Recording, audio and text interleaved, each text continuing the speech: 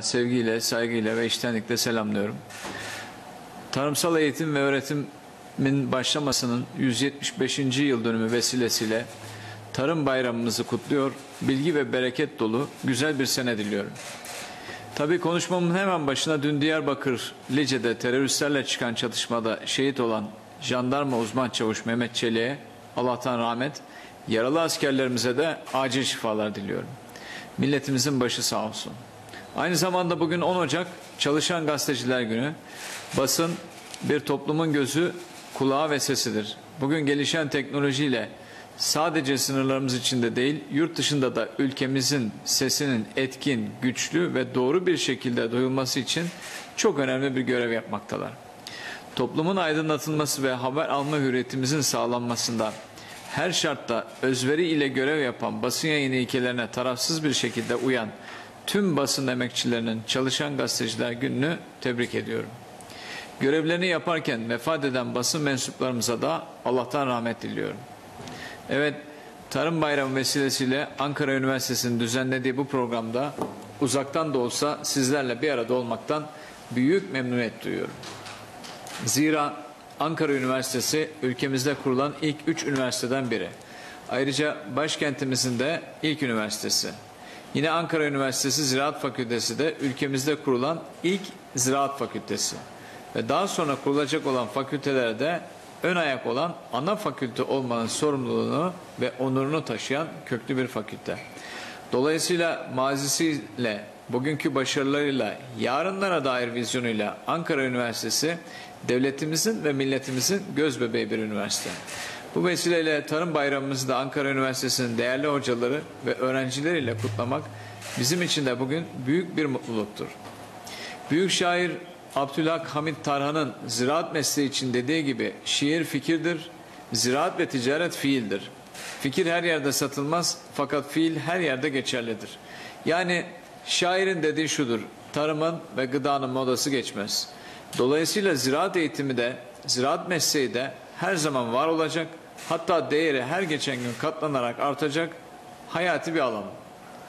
Yeri gelmişken 1893 yılında Halkalı Baytar ve Ziraat Mektebi'nden birincilikle mezun olan ve bugün veteriner hekimlik ve ziraat okuyan öğrenci kardeşlerimizin de üstadı olan büyük şairimiz Mehmet Akif'i de rahmet ve minnetle yad ediyorum.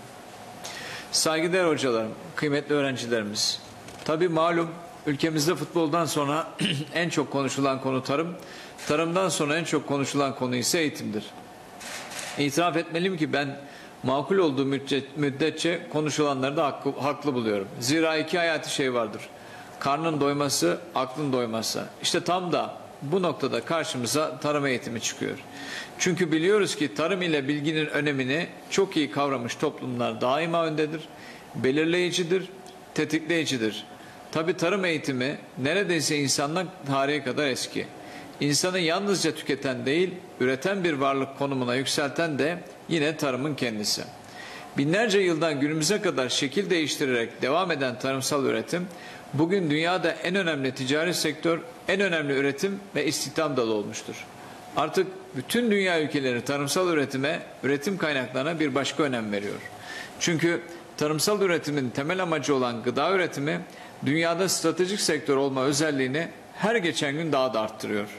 Hatırlarsanız bundan 40-50 yıl kadar önce az gelişmiş ülkeler tarım ülkesi olarak nitelendirilirdi. Gelişmişlik düzeyini belirleyen ise tarımdan çok sanayi ve teknolojiydi. Bugün görüyoruz ki tarım ekonominin ve sanayinin ham maddesi. Bugün tarım ekolojinin, biyolojinin, iktisadın kesişim merkezi. Tarım bugün ticaret, sanayi, diplomasi, sağlık ve turizmin lokomotifi. Bugün tarım dengeli ekonomik büyümenin, sosyal gelişmişliğin göstergesi.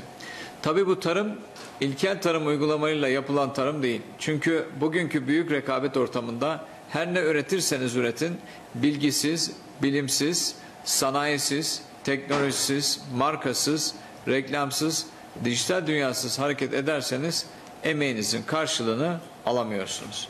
Yani tarımın bilgi çağının nimetlerinden en üst düzeyde faydalanması artık şarttır. Çünkü bu asır teorik bilginin değil, bilgiyi pratik etmenin asrıdır. Evet, hepimizin ezbere bildiği bir şey var. Ülke ve dünya nüfusu artıyor, küreselleşme yükseliyor. İklim değişiklikleri ve buna bağlı etkiler kapıda. Bir yanda açlık, diğer yanda obezite artık hayatımızda ve tarım artık milli savunma sanayi kadar stratejik konumda. Bir şeyi itiraf etmemiz gerekiyor ki halihazırda sahip olduklarımızla bir süre daha idare edebilir, iyi gidebiliriz. Ancak geleceği öngöremezsek, tedbirli ve planlı hareket etmezsek ne kendimize ne de dünyamıza yetemeyeceğiz. Öyle ki suyunuz azalırsa sulama yapamazsınız. Toprağınız verimsizleşirse tarım yapamazsınız. Nüfus bu denli hızla artarken birkaç dönüm tarlayla kimseyi doyuramazsınız. Ürettiğinizi markalaştıramazsanız sürdürülebilirliği sağlayamazsınız. İşte burada yapılacak en iyi iş verimi ve kaliteyi yükseltmektir. Bunun yolu ise tarıma teknolojiyi, modern yöntemleri, kısacası bilgiyi hakim kılmaktan geçmektedir. Kıymetli hocalarım, değerli öğrenci kardeşlerim, hamdolsun dünyanın en müstesna coğrafyasında çok kıymetli bir tarihi mirasın içinde kadim tarım toprakları üzerinde yaşıyoruz. Tarımın baş verdiği yerdeyiz. Hayvancılığın kök saldığı bir yurttayız. Birçok bitki ve hayvan türünün gen merkezindeyiz. Bunların ilk kez kültüre alındıkları veya evcilleştirildikleri çok özel bir coğrafyadayız. Yani altı cevher, üstü cennet topraklarda Anadolu'dayız. Evet, oldukça güçlü yanlarımız var. Tarımda Avrupa'da ilk sıralarda, dünyada da ilk 10'dayız. Toprak varlığında dünyada 17.yiz. Küçükbaş hayvan varlığında Avrupa'da 1.yiz. Orman varlığını arttıran nadir ülkelerden biriyiz.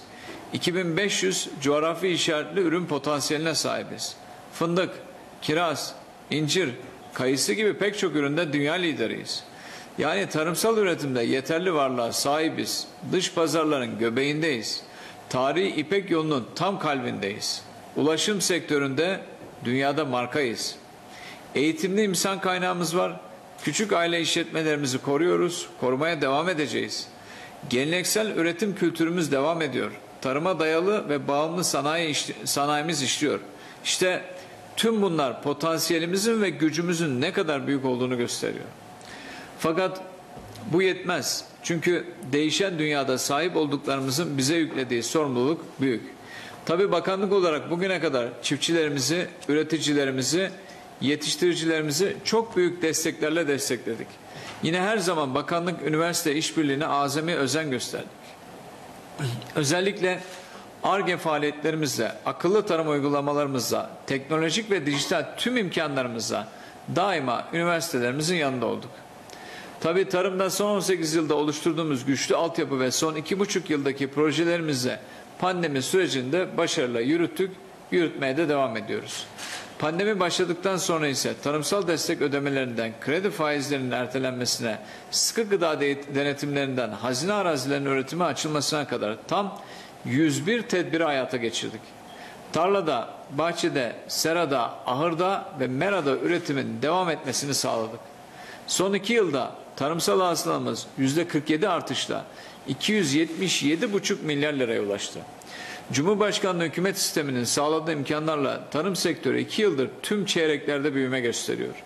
2020'de en son açıklanan 3. çeyrekte %6,2'lik, ilk 3 çeyrek ortalamasında ise %5,3 gibi önemli bir büyüme gösteren tarım sektörü ekonomimize büyük katkı sağladı, diğer tüm sektörlerden daha fazla büyüdü.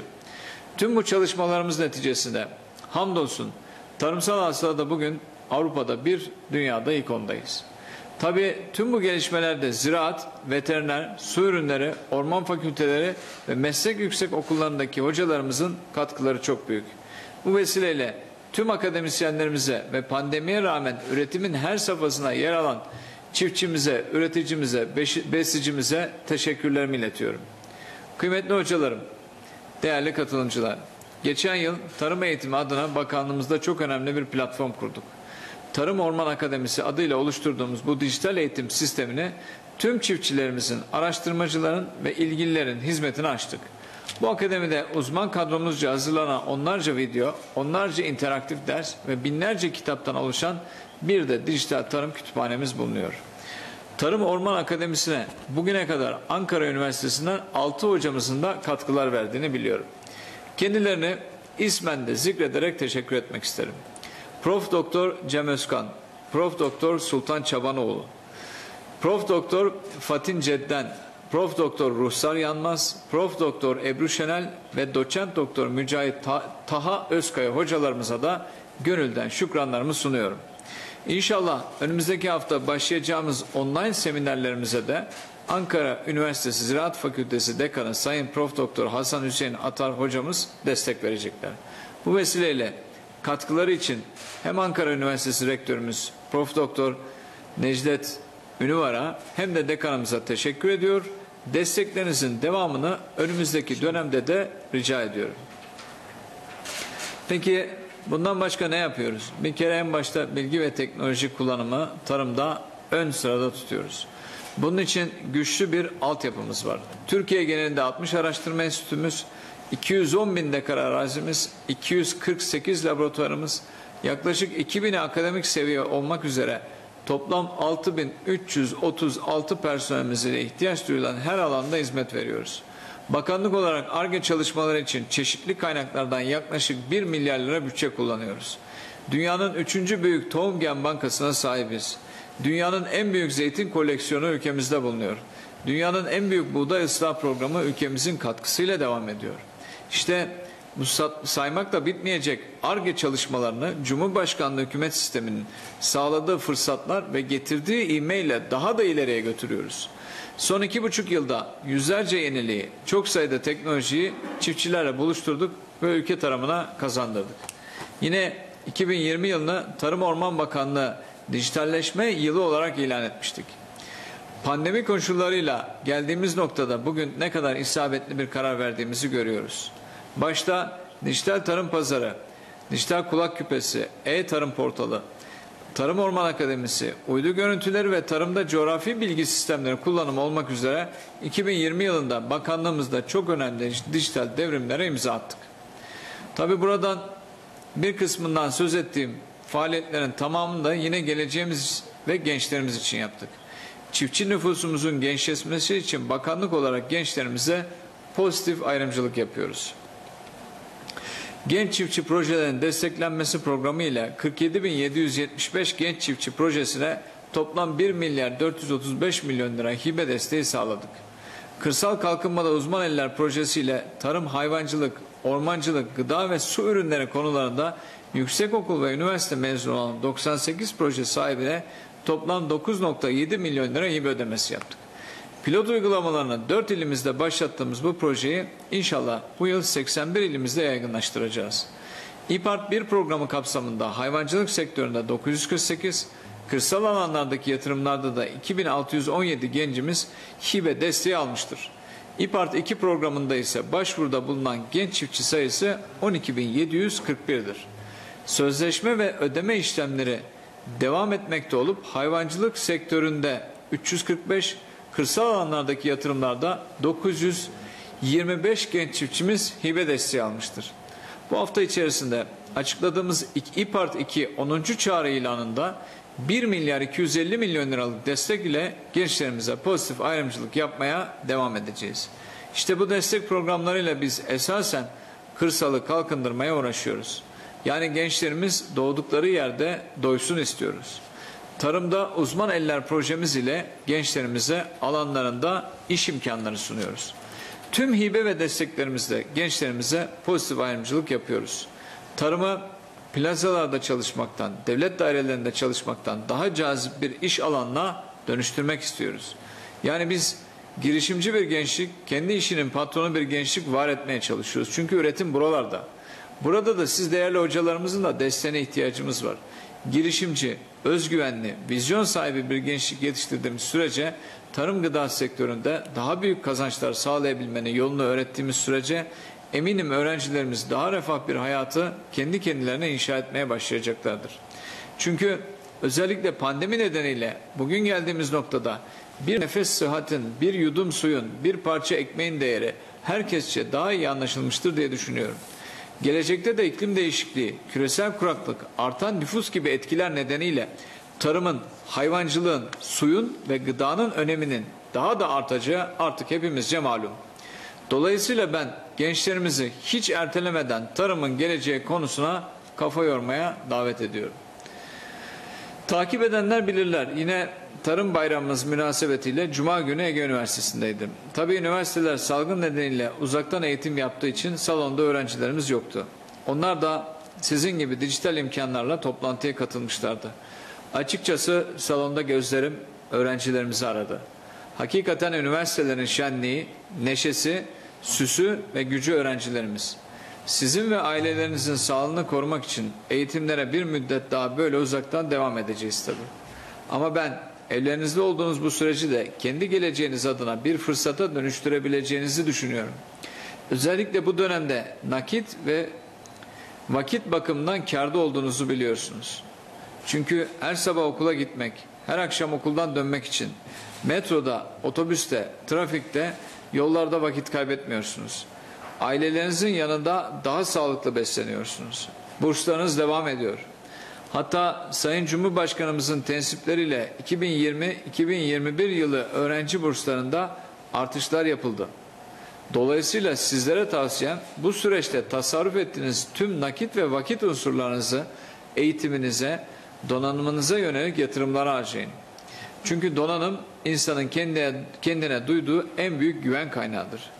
Diğer taraftan düşünmek, yaratıcılıklarınızı ortaya çıkarmak için aslında verimli bir içe kapanma ve üretme dönemiyle baş başasınız. Her zaman söylediğim bir şey var. Fırsatlar kapınızı ne zaman çalar belli olmaz. O nedenle heybenizi hep dolu tutun. Heybenizin içinde diplomalarınız, puanlarınız, sertifikalarınız, yabancı diliniz, iş tecrübeleriniz, girişimciliğiniz olsun. Heybenizde sizi başkalarından farklı kılan yetenekleriniz ve yeterlilikleriniz bulunsun. Birden fazla dil öğrenin. Teknolojiye ve dijital dünyaya herkesten daha çabuk ayak uydurun. Öğrenmenin ve öğrenciliğin sonu yoktur. Çünkü mezun olduğunuzda hayattan daha çok şey öğreneceğiniz yeni bir dönem başlayacak. O günü düşünerek tüm durumlara karşı planlı ve hazırlıklı olun. Bir altın bileziğiniz yani bir mesleğiniz elbette olsun ama muhakkak başka yeterlilikleriniz de bulunsun. Yani bir küpeniz, bir yüzüğünüz de mutlaka kenarda bulunsun. Özetle çok yönlü, donanımlı ve entelektüel olmaya gayret gösterin. Hangi konuyla ilgileniyorsanız o konuda uluslararası düzeyde bilgi sahibi olun.